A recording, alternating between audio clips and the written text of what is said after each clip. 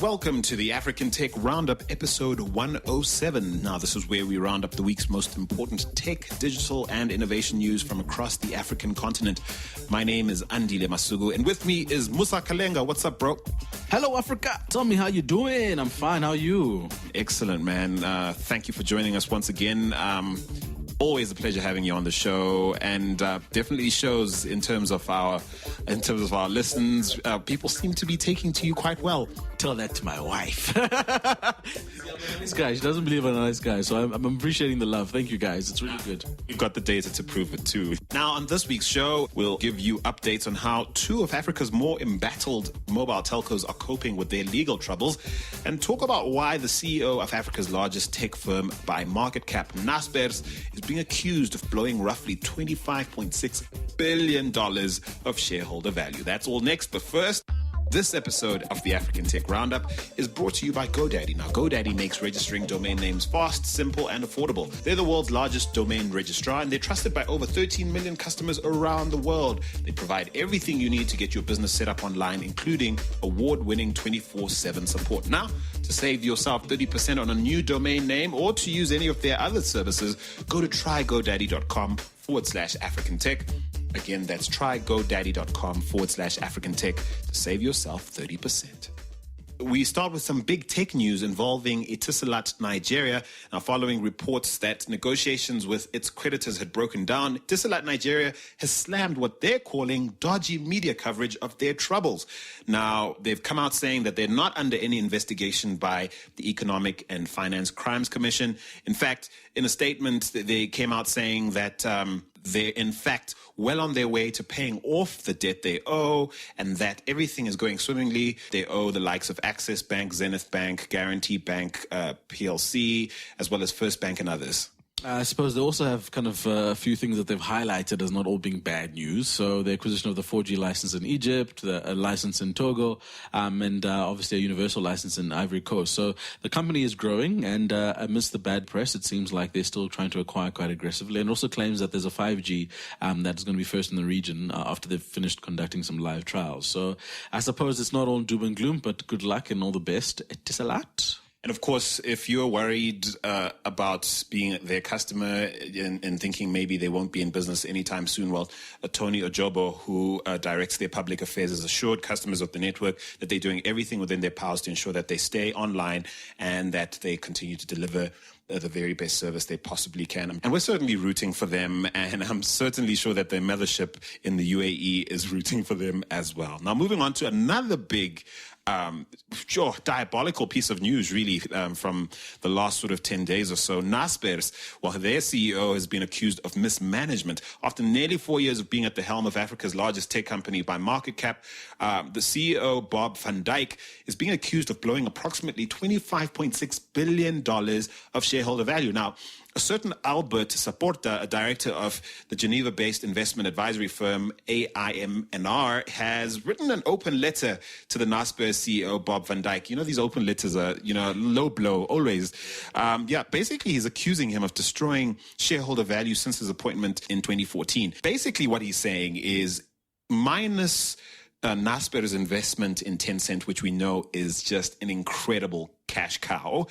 Minus that, he reckons that Naspers has been losing money at a diabolical rate. Yeah, and he says that he won't disclose the size of the stake that Saporta has, but the value of the destruction that he refers to is quite huge. So Tencent's relative to Naspers market capitalization has grown from 90 to 130%, and that's accelerating. But he implied that the market value of Naspers dozens of other investments has declined by a value of about 34 billion to negative 300 billion, which is phenomenal if you're looking at numbers. So this can be simply calculated by taking the value of Tencent from the Naspers market cap. And in other words, the last 3 years, 334 billion of shareholder value has been destroyed, according to him. Yeah, and basically all he's proposing is that Naspers spins off Tencent, basically sells that off. He reckons that it really isn't fair for shareholders to have to access the incredible value that Tencent delivers via this rather shoddy machinery by his estimation. He reckons that Naspers should do them all a favor, spin it off, and die a slow death in a corner somewhere, but let those who want to carry on, investing directly in Tencent do so. Apparently, this is something he's done before, in other markets.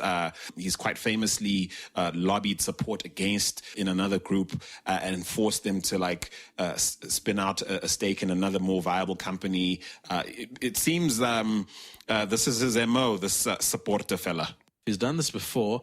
It might be founded very much in the fact that he's a supporter of being able to have a little bit of a contrarian view on market value. The interesting thing would be what gets released as a statement from Bob van Dijk's quarters, which actually they're playing to an argument that Dambisa Moyo often makes in terms of what she feels is wrong with global economics and in the corporate sector. She reckons that there's as she puts it, a short-sightedness in terms of how reporting is done and in how expectations are placed upon corporations to deliver financial results. As such, C-suites around the world sort of play a short game instead of thinking long-term in terms of sustainability. And of course, Naspers basically accusing Supporter of having a short-sighted view in terms of the value that Naspers is on its way to providing its shareholders. And there's no doubt, recently their financial results have sort of supported supporters' claims that without Tencent, Naspers is in some trouble. But the fact is they do have Tencent. And what Van Dijk and his team are arguing that, listen, we know what our problems are and we are on our way to solving them and creating value for all our shareholders, and there's really no reason for us to unbundle at this point.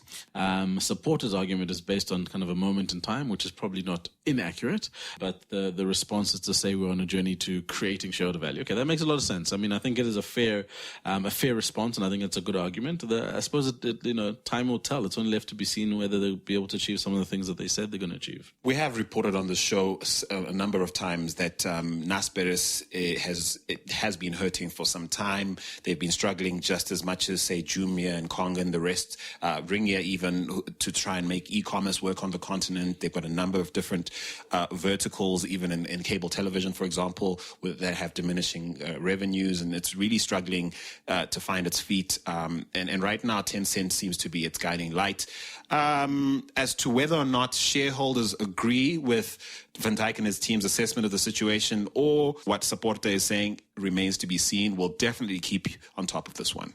Another biggie in trouble, MTN. What else is new? This time it's trouble in Turkey. Hot water again. This time Turkcell, Turkey's biggest telecommunications firm, is accusing MTN of unlawfully taking their rights to the Iranian GSM license. And this is after many, many years of delay, Turkcell suing MTN for $4.2 billion. And now the case is all set to be heard in South Africa's South Gauteng High Court. Yeah.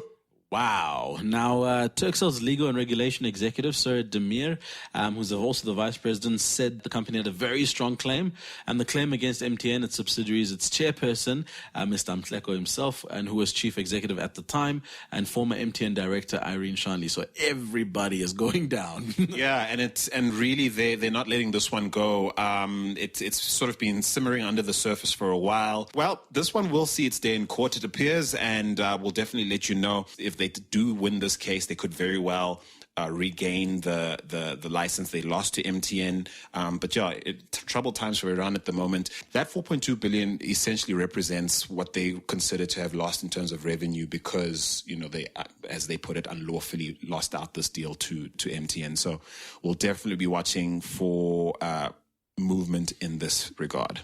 Yeah, and I'm interested in that statement, unlawfully, because essentially what they're implying, you can't just lose a license. So it's a bribery accusation here, which I think is a huge deal. But as you said, let's not make any conclusions until the day in court. But innocent until proven guilty, isn't it? Isn't that the way they put it? So pretty much, pretty much. And now, Kenya, we actually want you to give us a holler. Have any of you been on your brand new railway line between Nairobi and Mombasa?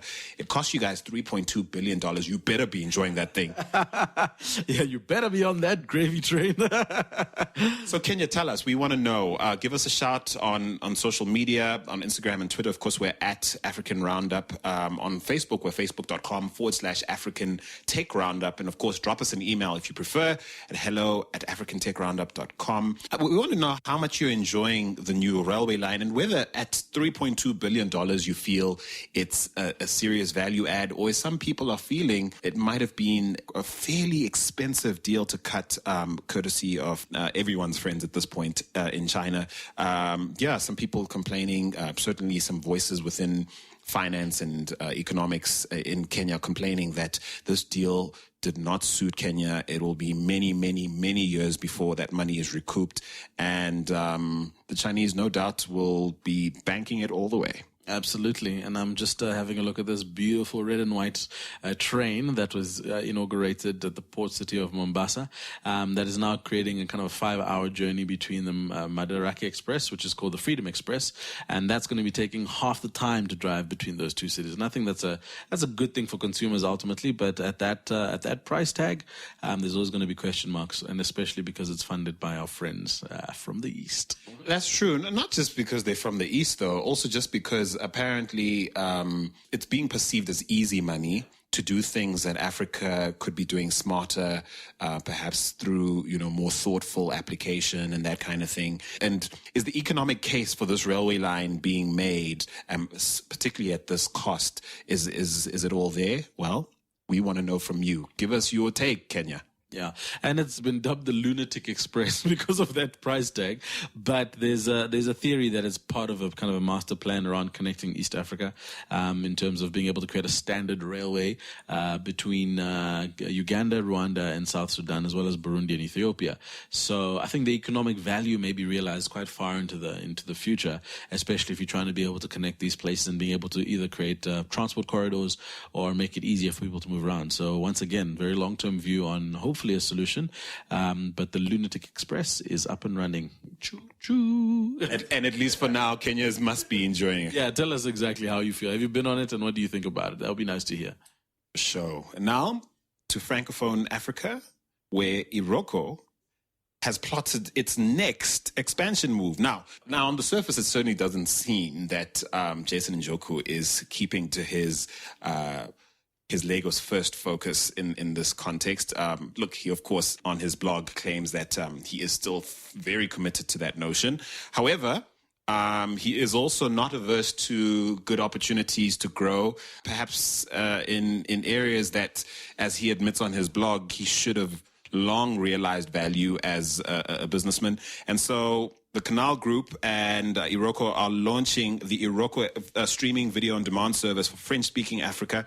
In fact, they've already done so. So what they're doing is essentially bringing 1,500 hours of quote, affordable premium Nollywood and telenovela content to millions of Francophone entertainment fans. You know what I find interesting more than the news itself? Congratulations to Iroko. We hope you do well and all this and so on and so forth. That said, this sort of mystical divide between Anglophone Africa and Francophone Africa, I find that very notion quite interesting. And purely based on language, right? So, and then I suppose implications on culture. I mean, it's a huge opportunity. I think a lot of tech companies, businesses, enterprise really have got a huge hurdle to get around when they're talking about Francophone Africa, because as you said, it's like a mystical divide. But I think the opportunity is phenomenal, because if you're able to provide solutions in a language that is easily consumed by the Francophone population, I really think you can double your market share in that part of the world. And I think Iroko have done a very clever thing. It's going to be available in the Google Play Store, and it's free apparently until the 1st of June. But that 1,500 hours of affordable premium Hollywood content is also creating a pipeline from a production perspective, and I think that's also part of the pivot that they're doing as a business, which I think is clever. But I think the market play as far as Francophone Africa is probably the master stroke. And in terms of that market size, right? I mean, it's 250 million people across 30 countries on the continent. With this mobile-only subscriber play that Iroko's pulling, like you said, great channel creation for all sorts of other ideas that they're pushing over at Iroko, not least, as you pointed out, creating their own content and monetizing that via their own channels. But yeah, certainly as mobile penetration continues to spread across the continent, they'd be looking for that app to cater to that growth. And By some estimation, the expectation is at least 165 million smartphones should be in circulation by 2020. It's definitely not a market they can afford to ignore. That said, I do find it interesting them approaching Francophone Africa as one collective as opposed to, market by market, which perhaps language is that huge unifier, or is it? I don't know. I think language is the entry point. I think as you learn more and as you're able to land a basic value proposition, you'll start to be able to make it more custom made for the different countries within that market. But I do think you have to start somewhere, and I think that's a good place to start. Incidentally, the co-founders also left Iroko very recently, and I wonder if that's because of the change in strategy. Bastian Gotta, who was the co-founder.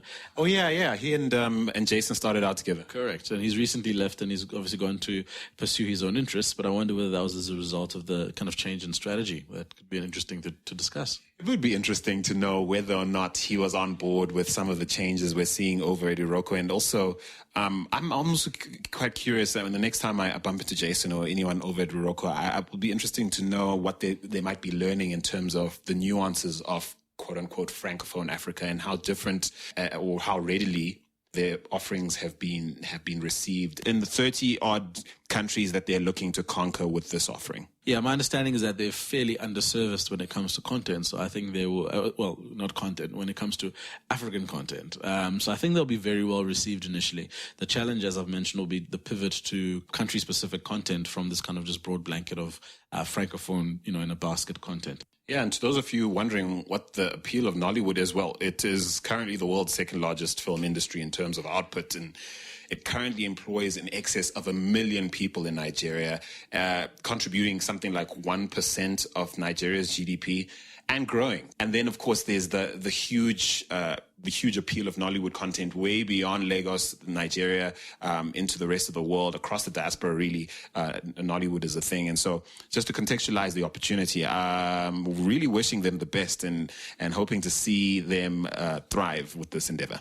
And so our final African story for the week involves an artificial intelligence and machine learning startup called Zinio. It's a South African business that has recently landed $2 million of investment via a Canadian bank. Now, Zinio is a technology startup based in the sleepy village that is Bloemfontein. Sleepy village, that's an understatement. But yes, the interesting thing about Bloemfontein is it's also the headquarters for the military. So maybe that's why you'd get an artificial intelligence startup that comes up with something like this. That's true. I hadn't made that connection though. But yeah, certainly based out in Bloemfontein, don't mock. It's a fairly sizable town. I think it's officially a city, but nothing like Johannesburg or Cape Town if you've ever been to South Africa. So it's definitely not the kind of place we would expect, except for what you've pointed out now, Musa, that would expect to see some seriously high-tech stuff going down. Now, they specialize in artificial intelligence and machine learning, as I mentioned. They build algorithms that predict potential purchasing behavior. And so they've got a product called Video Llama, which they describe as a one-stop personal shopping assistant for video streaming. Now, it's actually the potential for this technology they developed via this platform to be rolled out across the world in various other ways, and the tech being leveraged for many different uses. Yeah, and they're hoping to roll it out in the US in the coming months. Yep. Firstly, they need to change the name. So Video Llama, I don't know what that means, but it's llama, the actual the animal, llama, LLAMA. I wonder why they call it that. Yeah, rebranding in order. But anyway, the company was founded in 2014 and has previously developed software that was used to generate traffic via its own shopping comparison website for retail giants such as Amazon, eBay, and the rest. And they were operated as an affiliate. So they've made the pivot now for, that technology and that understanding to become more AI focused. Yeah, and they're definitely playing to what's easily the biggest growth area in terms of media consumption, digital media consumption abroad, which is video. But we certainly wish them all the best. Really, really nice to see something fairly unusual get the bucks this time, and certainly in quite an unexpected place as far as Bloemfontein is concerned. So good on you, Bloemfontein, and good luck to you, Zinio. Absolutely, and we'll be watching closely. I think Canada seems to be making some headway in investing in African startups, so we're also watching you guys. Bring that money over. Yeah, bring it responsibly, though. Brought to you by the Marxist podcasters. Exactly. No, you know how we do. Bring it responsibly, and we'll take the money gladly. Quasi-Marxist. We're not all the way there. We're still very much capitalist. Just do it right. Yeah, exactly. Do the right thing. Okay, so we're going to close off this episode with some international news. Now, we didn't cover this in the last episode, and we're a bit late to the party. The Uber CEO has resigned, of course, TK, or Travis Kalanick, but he stays on the board. He still, owns a big chunk of the business. I don't know how big that news is. What I did find interesting, though, that I thought it was worth sharing with you and sort of putting you guys onto a Harvard Business Review article that we read that asserts that regulators ought to shut Uber down because they basically, their position is Uber is inherently built on illegality. Sure. Absolutely. And because they're predicated on illegality, pivoting away from legality to become legal is virtually impossible given where the business is at now. So that Harvard Business Review was actually quite harsh, but it was actually very true to a large extent. In most of the industries that, in fact, in probably all the markets that Uber's gone into, they've had to fundamentally kind of break the law, whether it comes to regulation or whether it comes to the management of taxi or e-hailing industry bodies. So if they're going to be fundamentally a business that has been designed to break the law, the question is, how do you fix that in the future? His argument is that you can't, and that's the reason why they've got so many lawyers as pretty much their strategy team at Uber. And therefore, the question is, the future of Uber is certainly uncertain. They also have lots of issues, and which we discussed a few times, around their culture, resulting from kind of this old boys kind of fraternity type thing that's been eating away at the executive structure with the issues they've had with gender and inequality and that kind of stuff. So it just seems like, a business that is fundamentally breaking the law and a culture that is chowing them from the inside. What does the future of Uber actually really look like? It looks grim. And look, on the continent, let's be honest, there are a lot fewer rules to break relative to like the volumes and volumes of sort of legislative regimes that exist in Europe and, say, America. And I honestly think that if Uber plays its card right in the developing world, not least in Africa, I mean, where places like Kenya, for example, have come out saying, listen, we won't tax you, or where, governments like South African regulators are basically embracing of despite sort of the pushback from other quarters and other stakeholders within public transport, the government by and large saying, listen, this is part of the future. Let's work on something. I do sense that the developing world might offer the likes of an Uber an opportunity to sort of reframe an engagement policy that might suit not just the developing world, but the rest of the world as well. I think it's also part of what influences the likes of VW, who are now producing cars in Rwanda, for example, in launching rideshare testing in Rwanda and stuff like that. They probably see our markets on the continent as perhaps a more inviting, less bogged down in regulation, and perhaps in a position to benefit more radically than more developed markets where, because of protectionism and various other things, those societies have far more to lose from the likes of an Uber operating. Yeah, and I think there's also a very interesting ethical argument here, is that does the end actually justify the means? I had a conversation with someone this week asking them, what their view was on Uber, and the first thing they said was, it just solves so many problems for me. It's made life so much easier. And I'm one of those guys. I know we weren't in conversation, but I have to agree. Like, if it came down to a vote, in or out, should we kick them out? Should they die right now? I'd probably vote for them to stay, and that's just a personal sort of selfish assertion. But finish your thought. Yeah, and that argument essentially is founded in, if the net benefit is actually everybody having a much better access to transport, and you could potentially argue that the laws that they are breaking are outdated and need to be broken. So there's a philosophical argument there around, are they doing the right thing? Are they really champions of the custodian and the consumer? And if that is the case, then is it okay? And as you said, maybe the opportunity is to reframe, and if that is the the positioning, I think it does give them a high road to a certain extent, but they certainly haven't been using that in kind of their media approach and their PR. If they were taking the high road of we're on the consumer side and therefore we're willing to engage to the end that we can make it better for the consumer, it's a different narrative to what we currently see. All we see is kind of these aggressive standpoints, these like scandals about the about board emails and that kind of thing, and that just doesn't play well into the narrative that they're seemingly trying to solve a problem that is an issue for a lot of people.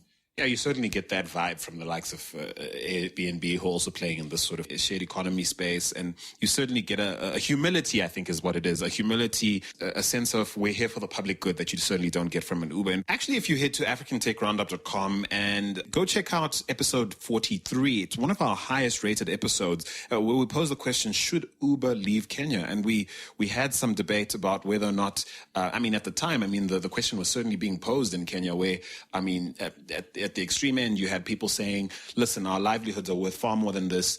There's no advance in technology that can justify like destroying livelihoods, irreparably destroying livelihoods. And of course, people arguing that, as technology takes over, it's not so much that people lose their livelihoods. It's just that they develop new ones or have to learn new skills and that kind of thing. And there was an interesting debate back and forth that was had in Kenya. And ultimately, we know how that ended up.